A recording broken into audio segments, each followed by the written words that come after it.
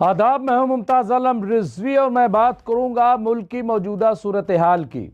बांग्लादेश में जो हुआ उसकी कोई हिमायत नहीं कर रहा है, सब उसकी मजम्मत कर रहे हैं। हुकूमत से बार बार ये मुतालबा किया जा रहा है कि बांग्लादेश के खिलाफ सख्त एक्शन लिया जाए, जो भी कार्रवाई हो सकती है वो की जाए। लेकिन बांग्लादेश के नाम पर जो हिंदुस्तान में राजनीति हो रही है वो क्या है? क्या उस पर सवाल नहीं उठाए जाने चाहिए? क्या ये नहीं कहा जाना चाहिए कि मगरबी बंगाल में चूंकि चुनाव होना है इसलिए बीजेपी बांग्लादेश के मामले को हिंदुस्तान में बुनाना चाहती है? ऐसा माहौल बनाया जा रहा है। जब उत्तर प्रदेश के वजीर आला योगी आदित्यनाथ जी का बयान आया तो उसके बाद मामला और भड़क गया। मामले को फिलिस्तीन, बांग्लादेश, हिंदुस्तान सबसे जोड़ दिया गया, जबकि अलग अलग इश्यूज हैं। हिंदू मुस्लिम किया जा रहा है, लेकिन हकीकत यह है कि बांग्लादेश में भी जो माइनॉरिटी हिंदू भाई हैं उन पर मेजोरिटी की तरफ से ज्यादती की गई, जुल्म किया गया और उसके खिलाफ आवाज उठाई जा रही। लेकिन हिंदुस्तान में क्या ऐसा नहीं हो रहा है? आप बांग्लादेश के दलित की बात कर रहे हो, लेकिन हिंदुस्तान में यही उत्तर प्रदेश हाथरस में जिस तरह से एक दलित बेटी के साथ जो कुछ हुआ और उसके बाद बगैर उसके परिवार वालों को उसके आखिरी रस्मात अदा कर दी गई, ये क्या था? मुस्लिम को छोड़ा जा रहा है, ये क्या है? ये तमाम ऐसी चीजें इखलाक के मुजरिम को माफ करने की कवायद की गई, उसका आगाज किया गया, उसकी शुरुआत की गई, हालांकि सुप्रीम कोर्ट ने रोक दिया। तो ये क्या था? बहुत सारे सवाल हैं। तो यहां पे देखिए बात अब सामने आ रही, बांग्लादेश में क्या हुआ, भारत में क्या हो रहा है, तमाम चीजें। अब देखिए जो संदीप चौधरी, उनकी रिपोर्ट देखिए। संदीप चौधरी के बारे में आप सब जानते हैं, बहुत ही सीनियर जर्नलिस्ट हैं। एबीपी के इस वक्त जो है एबीपी के इस वक्त एडिटर हैं वो, और बेबाकी से बोलते हैं। उनका एक वीडियो बहुत तेजी से वायरल हो रहा है, सुनिए कि संदीप ने क्या कहा है। सुनिए। जबरदस्त प्रदर्शन हुए आज राजधानी दिल्ली में कि बांग्लादेश में दीपू नाम का एक हिंदू, उसकी पीट कर नोच कर ही वॉज लिंच्ड, इसमें कोई शक नहीं, हत्या कर दी गई। अब भड़काऊ भाषण दिया, नहीं दिया, इस्लाम का अपमान किया, मैं उसमें जाना ही नहीं चाहता। जिस तरह से नृशंस हत्याकांड को अंजाम दिया गया उसकी निंदा होनी चाहिए। पर निंदा क्या इसलिए हो कि दीपू हिंदू है? अच्छा, तो मतलब अक्टूबर 2023 से गजा में 70,669 फिलिस्तीनी, जिसमें बच्चे और बूढ़े, महिलाएं, उनकी तादाद ज्यादा थी, उन्हें मौत के घाट उतार दिया गया। उसकी ना हम मजम्मत करेंगे ना निंदा करेंगे, कोई आंसू नहीं बहाएंगे, क्योंकि वह मुसलमान है। हिंदू मर जाएगा तो हम परेशान हो जाएंगे, और वो अपने देश का नहीं विदेश का है। क्या हम हिंदू राष्ट्र हैं कि बाहर के हिंदुओं को भी हम हिंदुस्तानी समझते हैं और अपने देश के जो नागरिक हैं उन्हें हम रोज बरोज पाकिस्तानी बता कर लानत मलानत बरसाते हैं, गाली गलौज करते हैं, मारपीट करते हैं, हत्या कर देते हैं, मॉब लिंचिंग होती है, बुलडोजर चला दिए जाते हैं। पहचान साबित करने के लिए कहा जाता है। कोई बांग्ला बोल रहा है उसे बांग्लादेशी बता रहे हैं हम एक तरफ। अभी बताऊंगा कैसे एक हिंदू को केरल में हत्या कर दी गई, वो बंगाली बोल रहा था, उसको बांग्लादेशी समझ लिया। उस पर कोई उग्र प्रदर्शन नहीं होगा, हिंदू था वो। पर हिंदू बांग्लादेश में मर जाए तो दिक्कत, यहां मुसलमान मर जाए, लिंच कर दिया जाए, अखलाक। सरकार उन हत्यारों के खिलाफ केस वापस करने की अर्जी ले लेती है, अर्जी दाखिल करती है। वो तो भला हो कोर्ट का, आज कोर्ट ने कहा नथिंग डूइंग, ये केस चलेगा। और फास्ट ट्रैक कोर्ट में चलेगा। तो ये हम कैसा विमर्श कर रहे हैं? अपने देशवासियों को हम पाकिस्तानी बताते हैं, बाहरियों को हम हिंदुस्तानी बता रहे हैं।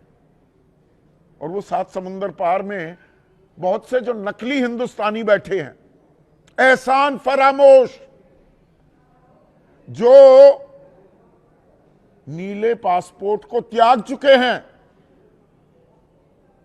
इस देश का खाया, संसाधनों का दोहन किया, कमाई कर रहे हैं 7 समंदर पार जाकर, नागरिकता त्याग दी, टैक्स वहां देते हैं, पर हिंदू बन जाते हैं और उनको हम अपना मान लेते हैं। ये गजब का देश कल्याण हो रहा है। तो सुना आपने, सारी चीजें क्लियर हो गई, दूध का दूध पानी का पानी हो गया, राजनीति कैसे हो रही। और देखिए, बात यही नहीं है, जाकिर अली त्यागी जो सोशल एक्टिविस्ट हैं, जर्नलिस्ट हैं, उन्होंने एक ट्वीट किया है और क्या लिखा है अपने ट्वीट में कि आतंकवादी हमला, ये कौन लोग हैं जो हमला कर रहे हैं, सवालिया निशान। आप देखिए जाकिर अली त्यागी का ट्वीट देखिए, छत्तीसगढ़ के रायपुर में बड़ा आतंकवादी हमला, ये उन्होंने लिखा है। आतंकवादियों के समूह ने मैग्नेटो मॉल में क्रिसमस की सजावट में की तोड़फोड़। पहले आतंकवादी बॉर्डर पार से आते थे, लेकिन अब इसी देश में आतंकवादी आपको सार्वजनिक स्थानों पर तोड़फोड़ करते हुए मिल सकते हैं। तो ये जाकिर अली त्यागी का ट्वीट है, उन्होंने ट्वीट किया और वो वीडियो भी आप देखिए कि किस तरह से आप देखिए कि तोड़फोड़ की जा रही। आखिर इनके खिलाफ कार्रवाई क्यों नहीं होती, क्यों इन पर कोई कार्रवाई नहीं होती, क्यों इनके यहाँ बुलडोजर नहीं चलाया जा रहा है, क्यों खामोशी है, ये एक सवाल तो है ना। सवाल देखिए किस तरह से तोड़फोड़ की जा रही।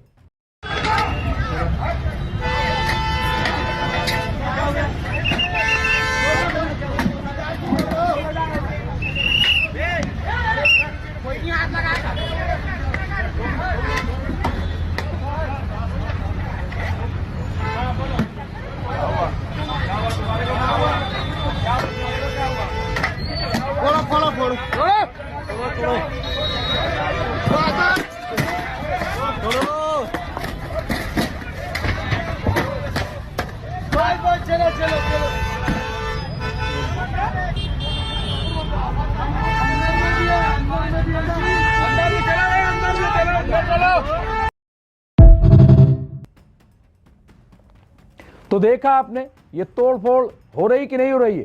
इसके अलावा एक और है जो राजीव निगम है, बेबाकी से बोलते हैं, तंज मिजाह के लिए जाने जाते हैं, कई फिल्मों में वो आ चुके हैं। उनका एक ट्वीट है और वो लिखते हैं कि वो अनपढ़ तो था ही, अंधा भी है।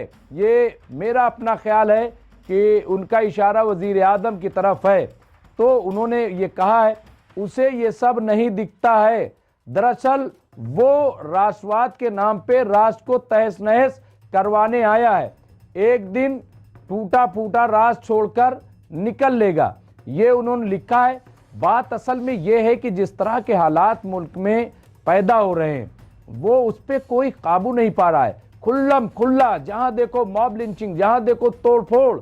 बात हम बांग्लादेश की कर रहे हैं, बिल्कुल सही है, नहीं होना चाहिए, लेकिन जो लोग हिंदुस्तान को बांग्लादेश जैसा बनाना चाहते हैं, जो हिंदुस्तान को पाकिस्तान के राह पर ले जाना चाहते हैं, बांग्लादेश की राह पर ले जाना चाहते हैं, आखिर उन पर कौन लगाम लगाएगा, उन पर कौन बोलेगा, ये एक बड़ा सवाल है। क्या नहीं बोला जाना चाहिए, क्या नहीं सवाल उठाना जाना चाहिए? अब देखिए, आजम सिद्दीकी जो सोशल एक्टिविस्ट हैं और आजम सिद्दीकी अलीग बलरामपुरी चिश्ती, उन्होंने देखिए एक वीडियो जारी करके उन्होंने भी क्या कहा है, सुनिए जरा। अस्सलाम वालेकुम दोस्तों, this is Azam Siddiqui Alig Balrampuri, president Insani Bedari मंच। एक नफरती चिंटू ये पूछ रहा था एक क्रिश्चियन बहन से कि ये बता कि ईसा अलैहिस्सलाम कैसे पैदा हुए। मैं एज ए मुस्लिम आजम सिद्दीकी मैं बताता हूँ कि ईसा अलैहिस्सलाम कैसे पैदा हुए। अल्लाह ताला फरमाता है कि तुम खुद के पैदाइश पे गौर करो तो तुम्हें कायनात की पैदाइश समझ में आ जाएगी। मन अरफा नफ्सहु फ़क़द अरफा रब्बहु। जिसने अपनी नफ्स को पहचाना उसने अपने रब को पहचाना। तो जिन लोगों की अपने रब की पहचान होती है वो दुनिया की हर चीज़ की पहचान कर लेते हैं। अब मैं बताता हूँ कि जब पहला आदम बना, पहला इंसान इस दुनिया में बना है, तो बताओ वो कैसे बना है। वो तो बिना माँ बाप के बने हैं। हज़रत आदम अलैहिस्सलाम तो बिना माँ बाप के बने हैं। हज़रत आदम अलैहिस्सलाम की माँ कौन है? पता चलेगा कि कोई नहीं है। तो यहाँ पे ईसा अलैहिस्सलाम की तो माँ हज़रत मरियम है, मगर बाप नहीं है। तो जो इंसान खुद बिना माँ बाप के पैदा हो सकता है, तो ईसा अलैहिस्सलाम बिना बाप के क्यों नहीं पैदा हो सकते हैं। बहुत शुक्रिया, शायद ये बात आपको समझ में आ गई होगी। बहुत शुक्रिया। This is Azam Siddiqui. नमस्कार, जय हिंद, जय भारत। बहरहाल ये कई वीडियोस हमने आपकी खिदमत में पेश किए, पूरी एक स्टोरी। अब इससे आप नतीजा निकालिए। देखिए, राजनीति जरूर हो, लेकिन राजनीति देश की अस्मिता को दांव पे लगा के की जाए, मुल्क को दांव पर लगा के की जाए, हर चीज में राजनीति तलाश की जाए, ये ठीक नहीं है। जहां जुल्म हो रहा है हम उसके खिलाफ हैं, लेकिन आपदा को अवसर में तलाश करना, अवसर में बदलना और हर मामले को अवसर में बदलना, ये ठीक नहीं है। बहुत बहुत शुक्रिया। देखते रहे एमएमसी न्यूज इंडिया। मैं मुमताज आलम रिजवी।